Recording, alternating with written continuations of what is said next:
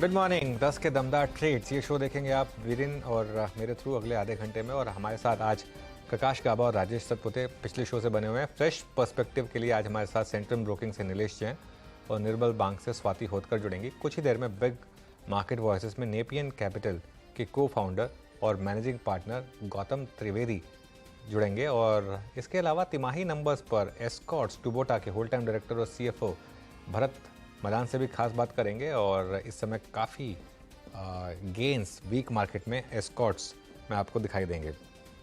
Market को एक बार revisit करते हैं। डे लो से थोड़ी सी रिकवरी, बहुत थोड़ी सी रिकवरी आज इस समय, लेकिन क्योंकि मार्केट वीक है, जो सेक्टर सबसे ज़्यादा वीक है वो है मेटल्स। क्लियरली एक ग्लोबल इम्पैक्ट, क्योंकि ग्लोबल मार्केट वीक है, इसके लिए Tata steel, Hindalco, JSW steel, इन सभी स्टॉक्स में weakness. Hero MotoCorp monthly sales खराब, 2% स्टॉक नीचे। लार्सन एंड ट्यूब्रो में थोड़ी सी वीकनेस है आज एक अच्छी रैली के बाद। NTPC में थोड़ी सी प्रॉफिट टेकिंग। ITC आज खासा वीक है। इनफैक्ट आज सबसे ज़्यादा प्रेशर मार्केट के ऊपर दो स्टॉक्स ने डाला है, ITC और HDFC बैंक। हालांकि HDFC बैंक डे लो से थोड़ी रिकवरी दिखा रहा है। ऊपर क्या है, Adani group stocks, Adani ports 0.7%, Adani enterprises 0.6%। Power grid में थोड़ी सी तेजी है। F&O सौदों की बात करें अगर, तो आज का top gainer India bulls housing finance, ban में है ये स्टॉक लेकिन 7% के गेंस अब यहाँ पर। एस्कॉर्ट्स कुबोटा में 3% की तेजी। Oberoi realty, Laurus labs, PFC, Polycab, IEX, REC, ये कुछ स्टॉक्स जहाँ पर गेंस। और लोअर साइड पर टाटा केमिकल्स, चोलामंडलम इन्वेस्टमेंट और GNFC कुछ स्टॉक्स हैं। इसके अलावा मिड कैप IT में भी थोड़ी सी वीकनेस है, एम्फेसिस और LTTS में। वीरू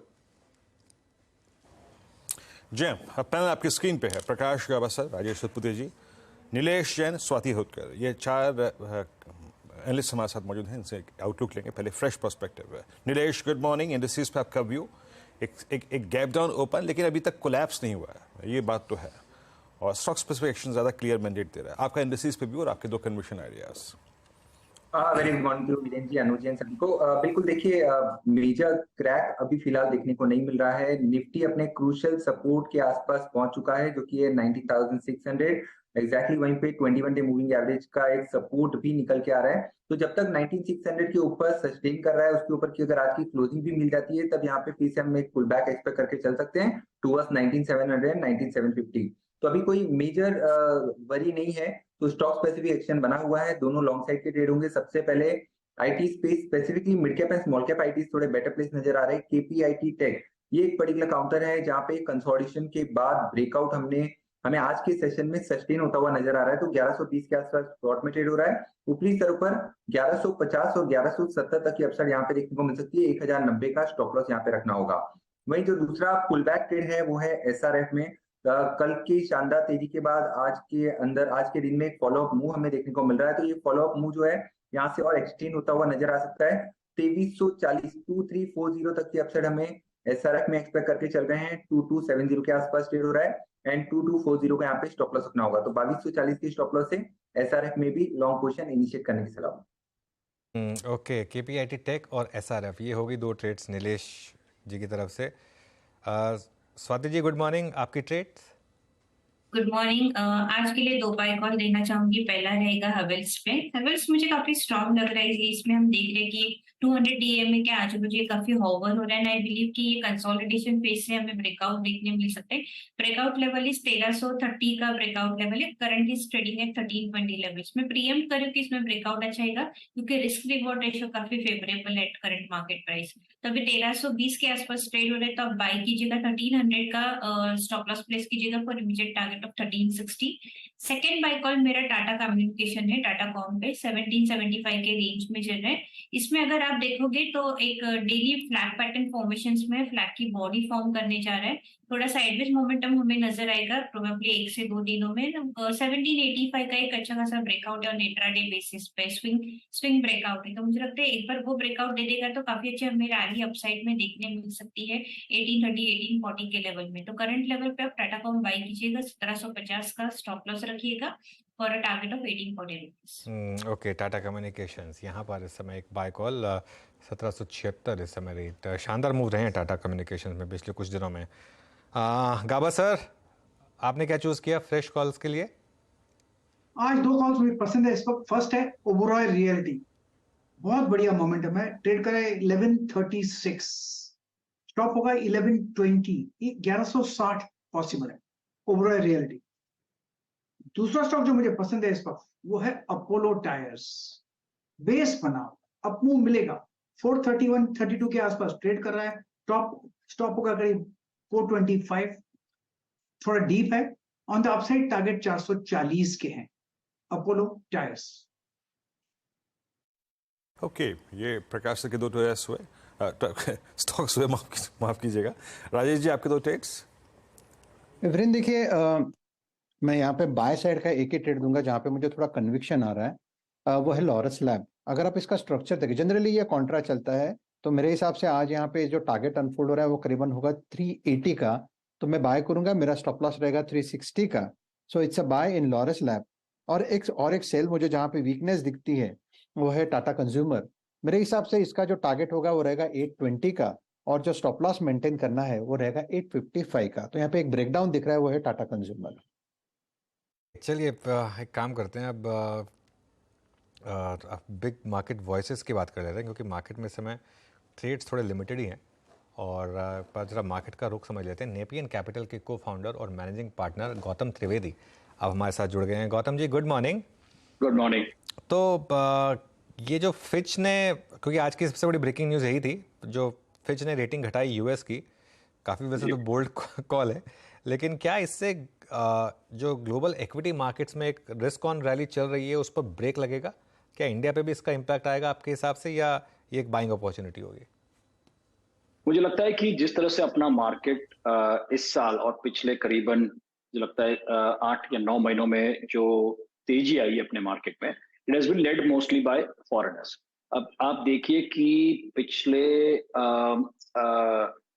अप्रैल से, इन पर्टिकुलर अप्रैल से जो तेजी आई है वो फॉरेन फ्लो से आई है, और ईयर टू डेट अपना टोटल करीबन 1,27,000 करोड़ का निवेश हुआ है फ्रॉम एफपीआईज। जो अपना डोमेस्टिक इन्वेस्टर बेस है वहां पे करीबन 10 बिलियन या 82,000 करोड़ का टोटल निवेश हुआ है। तो आज की तारीख में जो अपना मार्केट जिस तरह से चला है, it has been driven largely by foreign flows. और जो रेटिंग की जो आप बात कर रहे हैं अमेरिका में, तो ये मुझे लगता है कि ये देखना चाहिए कि आज और आने वाले हफ्ते में इसका क्या इम्पैक्ट पड़ता है यूएस मार्केट्स पे। और जो यूएस मार्केट इसको इग्नोर करता है या उसको उनको लगता है कि कोई बड़ी बात नहीं है, ठीक है, एक नॉच कम किया है, लेकिन जो वहां इम्पैक्ट नहीं आएगा, तो मुझे लगता है यहाँ पे भी इम्पैक्ट नहीं आना चाहिए उसकी वजह से। ओके,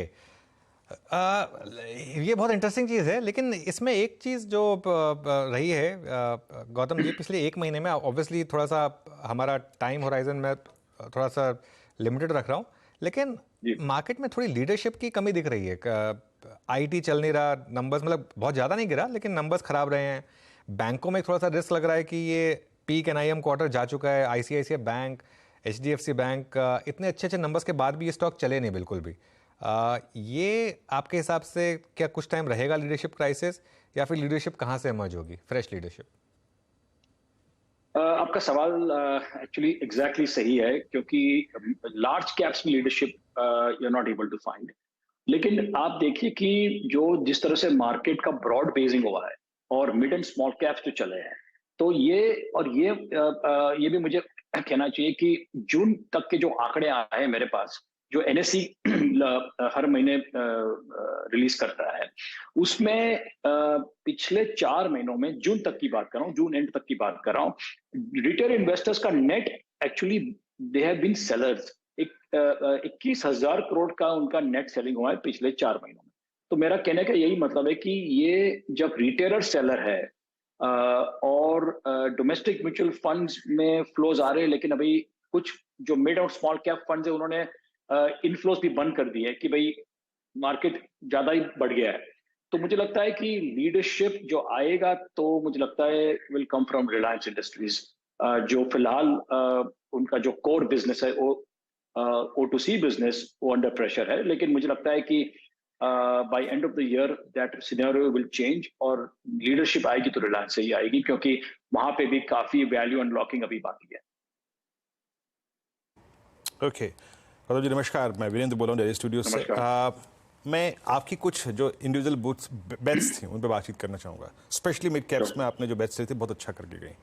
सफायर फूड, और ये एक बहुत अच्छा, अगर आप देखें, आपका पिक था सर, और बच्चा पैसा बना के दिया इसने। लैंडमार्क कार्स, ये जो अर्बन प्ले था जिस पर आपने फोकस किया था सर, अभी इनको आप होल्ड कर रहे हैं, यहाँ से आगे व्यू क्या है? और मेरे ख्याल से लास्ट टू लास्ट इंटरेक्शन में आपने एक मायूसी जताई थी कि वी मिस्ड इंडियन होटल्स। क्या कोई होटल स्टॉक जोड़ा क्या है इसके एवज में? नहीं जोड़ा, क्योंकि जब 80 या 90 रुपए का स्टॉक 400 हो जाता है तभी तो डर लगता है खरीदने के लिए, और हिम्मत नहीं है खरीदने के लिए। लेकिन आप पहले जो स्टॉक्स की आपने जो जिक्र किया, सैफायर फूड्स और लैंडमार्क कार्स, तो सैफायर हमने खरीदा क्योंकि हमको अर्बन प्ले चाहिए था, अर्बन कंजम्पशन प्ले चाहिए था। और जितनी भी जो 5 कंपनियां लिस्टेड है, बर्गर किंग है, मैकडोनल्ड्स की जो कंपनी है, Westlife Foodworks, Jubilant Foodworks है, और फिर देवयानी इंटरनेशनल, ये, और 5वीं of course is Sapphire Foods. तो ये पांचों कंपनीज में सैफायर फूड्स का वैल्यूएशन सबसे कम था। तो हमने वो हिसाब से लिया कि भाई एक तो वैल्यूएशन कम है, दूसरा सैफायर फूड्स में हमने ये देखा कि जो उनके पहले के हिस्टोरिकल लार्ज फॉर्मेट स्टोर्स रहे थे वो अभी उनको कम कर रहे थे, और वहां पे रेंट का सेविंग आएगा और पर स्टोर पर सीट पे सेल्स विल इंप्रूव। तो वो हिसाब से हमने सैफायर लिया था। और लैंडमार्क कार्स की जो आप बात कर रहे हैं कि इट इज एन ऑल्टरनेटिव, मेरा यह मानना है कि it is an alternative to Maruti. आज की तारीख में जो लैंडमार्क्स की जो OEMs है, Mercedes Benz, Honda Motors, Volkswagen, Renault और BYD और जीप, ये कंपनियां इंडिया में कभी लिस्ट नहीं होने वाली है, अब लगता तो नहीं है अब तक। तो what is the way to play the premium and luxury segment? तो एक ही लिस्टेड कंपनी है जो ऑटो डीलरशिप में है, और वो है लैंडमार्क कार्स। तो वो हिसाब से हमने खरीदा था, और उस वहां पे मैनेजमेंट मतलब इज लिटरली टॉप नॉच। तो वो हिसाब से मैनेजमेंट, प्रमोटर और उसकी जो उनकी जो पूरी टीम है is fantastic. So as a result we bought Landmark Cars also. अच्छा सर, आपका व्यू मैं बैंकों पे जरूर चाहूँगा सर। आपकी जो 2-3 स्क्रिप्ट्स थी उन्होंने इतना अच्छा किया। Just putting instance of IDFC first bank, और आपका हमेशा ये तर्क रहा है कि मेरा झुकाव जो है वो निजी बैंकों की तरफ है। IDFC फर्स्ट बैंक वाकई आपका एक बहुत अच्छा कॉल था। यहाँ पे अब प्रॉफिट्स को आप लोग कैश में कन्वर्ट कर रहे हैं, आपको लग रहा है कि ये वैल्यूएशंस थोड़े से अब जो इनके एक रीजनेबल पैरामीटर्स हैं उनसे ऊपर हैं, ओवरबॉट हैं। अब आप प्राइवेट बैंक्स में कर क्या रहे हैं सर इतने बड़े एक स्विंग के बाद? आपका सवाल सही है। वैसे हमने IDFC फर्स्ट बैंक कभी नहीं खरीदा था, हमने IDFC लिमिटेड खरीदा था जो डिस्काउंट पे था, और आपको मालूम है करीबन 38% तक की का share holding IDFC first bank का IDFC लिमिटेड में था। तो वो अभी स्वैप रेशियो भी अनाउंस हो चुका है, मर्जर होने वाला है दोनों कंपनियों का। और नाउ मतलब जब भी ये मर्जर कंप्लीट होगा उसके बाद हमको IDFC फर्स्ट बैंक के शेयर्स मिलेंगे, IDFC लिमिटेड के शेयर्स विल बी एक्सटिंग्विश्ड। तो वो हिसाब से देखें कि we have played the arbitrage, जो हमें लगा कि आज नहीं तो कल ये डिस्काउंट क्लोज हो जाएगा, गैप कम हो जाएगा, और that trade has worked out very well for us. So that is one. दूसरा जो आपने पूछा अबाउट प्राइवेट सेक्टर बैंक्स, आज की तारीख में आप देखिए कि जून के जो आंकड़े आए हमारे पास, करीबन 16.5% नॉन फूड क्रेडिट ग्रोथ हुआ है। उसमें ऑफकोर्स रिटेल का बड़ा पोर्शन है, पर फिर भी प्राइवेट सेक्टर बैंक्स में हमने पहले से we have preferred private sector banks. और दूसरा भी आप देखिए उनके जो नंबर्स, जो अब तक के आंकड़े आए, रिजल्ट्स की मैं जो बात कर रहा हूँ, जो बड़ी बैंक्स है उन ऑन एन एग्रीगेट बेसिस आप देखिए तो 27% उनका नेट इनकम ग्रोथ आया है। PPOP which is pre provision operating profit जिसको बोलते हैं, वो करीबन 34% आया है, और net profit growth has been 38%। तो सभी तरह से आप जो बोल रहे हैं कि private sector banks have done extremely well. लेकिन अनुज का जो कमेंट था कि इसके बावजूद भी ये स्टॉक्स कुछ खास चले नहीं है रिजल्ट्स के बाद, मुझे लगता है कि ये भी चलेंगे, और आने वाले 12 से 24 महीनों तक मुझे लगता है कि banking will be a very safe sector to invest in. Okay, banking. अच्छा, ऑटोज में क्या व्यू है आपका? एक क्लियर दो तीन स्टॉक्स ने एडवांटेज ले रखी है यहाँ पर। अशोक लेलैंड सीवी स्पेस में, Escorts Yeah. Kubota tractor space में, महिंद्रा एंड महिंद्रा आपकी एसयूवी स्पेस में, और TVS Yeah. Motor two wheelers में, बाइक्स में। आपका क्या व्यू होगा यहाँ पर, और कोई प्रेफर्ड आइडियाज यहाँ पर? मुझे लगता है ये पूरा क्षेत्र आज की तारीख में पूरा auto, again it is not good to generalize कि पूरा ऑटो, क्योंकि टू व्हीलर का ऑडियंस अलग है, फोर व्हीलर का ऑडियंस अलग है, और ऑफकोर्स ट्रक्स का ऑडियंस अलग है। लेकिन मेरा ये मानना है कि इंटरेस्ट रेट्स मुझे लगता है कि यहाँ से बढ़ेंगे नहीं ज्यादातर, और जो ये मायना जो हम रखे कि interest rates have nearly picked out, may be शायद 25 से 50 बेसिस पॉइंट्स और बढ़ सकें, बट मुझे लगता नहीं है कि यहाँ से there is a great chance of interest rates going up. तो वो हिसाब से मुझे लगता है कि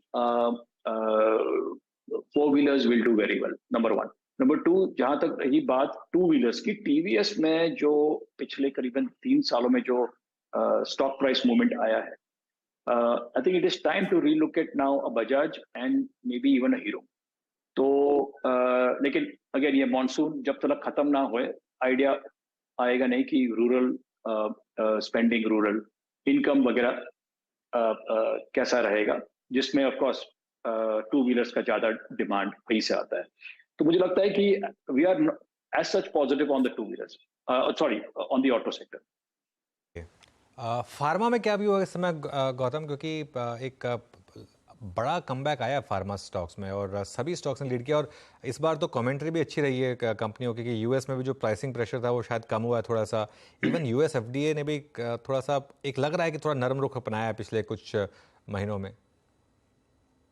मुझे लगता है कि हमने तो हमारे पास सिर्फ एक ही फार्मा स्टॉक है, लेकिन हमने अब तक तो वो सेक्टर में कुछ बड़ा निवेश नहीं किया है, लेकिन हम स्टडी कर रहे हैं फिलहाल, और जो आपने कहा वो सही है, रिजल्ट्स अच्छे आए हैं और मार्केट को भी सरप्राइज मिला है कि इनके रिजल्ट्स अच्छे आने लगे। तो हम ये सेक्टर अभी स्टडी कर रहे हैं। हमारे पास एज आई सेड एक ही फार्मा कंपनी है।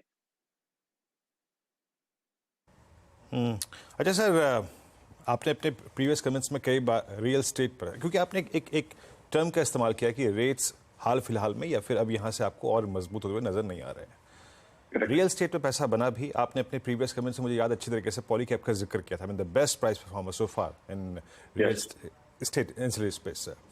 बहुत सारी स्क्रिप्ट्स का जिक्र किया था, बजाज इलेक्ट्रिकल्स का जिक्र किया था। यहाँ पे अब लोग आप क्या कर रहे हैं? आई मीन रियल एस्टेट पे एक्सपोजर है आपका, या ले रहे हैं, या फिर रियल एस्टेट एंसिलरी पे, और ये जो होम इक्विपमेंट्स वाली कंपनियां हैं इन पे क्या कर रहे हैं आप लोग इस वक्त? रियल एस्टेट हमने कुछ निवेश नहीं किया है अब तक, और शायद अभी मुझे लगता है कि it's time to relook at it. कुछ कंपनीज के जो रिजल्ट आए वो इतने खास नहीं रहे, जो पिछले क्वार्टर की बात कर रहा हूँ, लेकिन ये स्पेस इज एक्साइटिंग, क्योंकि जो लोगों ने मुझे जहां तक हमें लगता है कि जो जिन लोगों ने स्टॉक मार्केट में जो नफा किया है वो जरूर रियल एस्टेट में जाएगा, आज नहीं तो कल। तो मुझे लगता है कि रियल एस्टेट का जो करीबन 8 साल से जो डाउनवर्ड ट्रेंड था, वो अभी सेक्टर पूरा 180 डिग्री टर्न हो रहा है, और मुझे लगता है कि इसमें definitely it is a very positive sign for the real estate sector. आप रियल एस्टेट खरीद सकते हो डायरेक्टली कंपनीज को, या the other way to look at it is buying cement. करीबन 60-65% सीमेंट का कंजम्पशन रियल एस्टेट सेक्टर में जाता है, तो उसकी वजह से मुझे लगता है कि आप सीमेंट को भी देखें तो बेहतर रहेगा। That is our view on real estate. Okay अच्छा सर, मुझे याद अच्छी तरीके से जब आपका लास्ट इंटरेक्शन मेरे साथ हुआ था, उसमें आपने सबसे पहली चीज़ जो कि इंडियन मार्केट्स के पर्सपेक्टिव में पॉजिटिव बोली थी, वो था कि flow towards India will continue. आपने इमर्जिंग मार्केट्स में चाइना की प्लेसमेंट, आपने कोरिया की प्लेसमेंट, आपने ताइवान की प्लेसमेंट, बहुत खूबसूरती से प्लेसमेंट समझाई थी वो। अभी जो ये फिच का इंसिडेंट हुआ, या फिर यूएस में रेट हाइक की क्रम में पॉज ना होना, सितंबर में एक और हाइक होने की पॉसिबिलिटीज, आपके उस व्यू में कोई चेंज आया है? आपने कहा था कि अभी तो हमें चौथे पायदान पे इमर्जिंग मार्केट्स में या फिर एशिया में अभी तक पैसा मिला है, अभी और मिलेगा, क्या उस व्यू में कोई चेंज आया है आपके? नहीं, व्यू में कोई चेंज नहीं आया, और हम काफी एफआईआई इन्वेस्टर्स से नॉर्मली बातचीत करते रहते हैं, और उनके हिसाब से भी अभी भी कोई फर्क नहीं पड़ा है। मुझे लगता है कि पैसा जिस तरह से इंडिया में आ रहा है वो लगातार रहेगा, उसमें there is no change. Gautam ji, बहुत बहुत शुक्रिया आज हमारे साथ जुड़ने के लिए और बात करने के लिए। Thank you. चलिए अब एक बहुत छोटा सा ब्रेक लेते हैं और उसके बाद एस्कॉर्ट्स के मैनेजमेंट से बात करेंगे। Welcome back. पहली तिमाही में एस्कॉर्ट्स क्यूबोटा के नतीजे अच्छे रहे हैं। कंपनी का मुनाफा करीब दोगुना हो गया है। आय और मार्जिन में भी बढ़ोतरी हुई है। एग्री मशीनरी, रेलवे और कंस्ट्रक्शन उपकरण जैसे सेगमेंट में कंपनी का प्रदर्शन काफ़ी अच्छा रहा है। नतीजों पर खास बातचीत के लिए आज हमारे साथ एस्कॉर्ट्स क्यूबोटा के होल टाइम डायरेक्टर और CFO भरत मदान जुड़ गए हैं। भरत मदान साहब, good morning. Thank you so much CNBC आवाज़ से बात करने के लिए। ये जो आपकी एग्री सेगमेंट में, जो एग्री मशीनरी सेगमेंट में जो मार्जिन में इतना शार्प इंप्रूवमेंट आया 10.5% से 13%, क्या ये किसी वन ऑफ की वजह से आया या ये ट्रैजेक्टरी सस्टेनेबल है? या good morning Anuj ji. So I think ये जो मार्जिन इंप्रूवमेंट हुआ है, हमने इस वजह से अपना कमेंट्री में भी बोला। सो एसेंशली इसमें 2-3 रीजन थे। एक ऑब्वियसली कमोडिटी प्राइसेस हैं जो काफी अच्छे सॉफ्ट रहे हैं इस पीरियड में, जिनका इम्पैक्ट हमारा लैग इम्पैक्ट होता है। तो बेसिकली एक क्वार्टर लैग के साथ में इम्पैक्ट आता है। तो हमने लास्ट क्वार्टर में भी ये बताया था कि आगे जाके हमें उम्मीद है कि मार्जिन जो है इम्प्रूव होंगे कमोडिटी प्राइस सॉफ्ट होने के साथ में। तो भी जितना पुराना इन्फ्लेशन था कमोडिटी प्राइस का, मोस्टली वो प्राइस इंक्रीजेस हमने ऑलरेडी कस्टमर्स को पास ऑन कर दिए हैं। तो आगे जाके जितना हमें अब सॉफ्टनिंग अगर दिखती है कमोडिटी प्राइस में, इसका डेफिनेटली इम्पैक्ट फेवरेबल होना है मार्जिन्स के ऊपर में। उसके अलावा कॉस्ट साइड पे भी कंपनी ने काफ़ी एफर्ट किए हैं। I think on the material cost front पे और फिक्स कॉस्ट फ्रंट पे भी, जैसे आप देखेंगे रिजल्ट्स में, तो काफ़ी वो कंट्रोल के अंदर रही है। तो उसकी वजह से भी जो है मार्जिन थोड़ा इम्प्रूव होने को मिला है। तो ये एक रीजनेबल ट्रेजेक्टरी क्या होगी? 13.5 तो शायद सस्टेनेबल ना हो। नहीं, हमने तो हमारा इनफैक्ट आप पुराने मार्जिन देखेंगे तो 14-15% का हमारा जो इंडस्ट्री एवरेज मार्जिन है, तो उसकी हमने गाइडेंस दी थी कि हम अल्टीमेटली इस ईयर में एग्जिट करेंगे तो इसी मार्जिन की रेंज में करेंगे।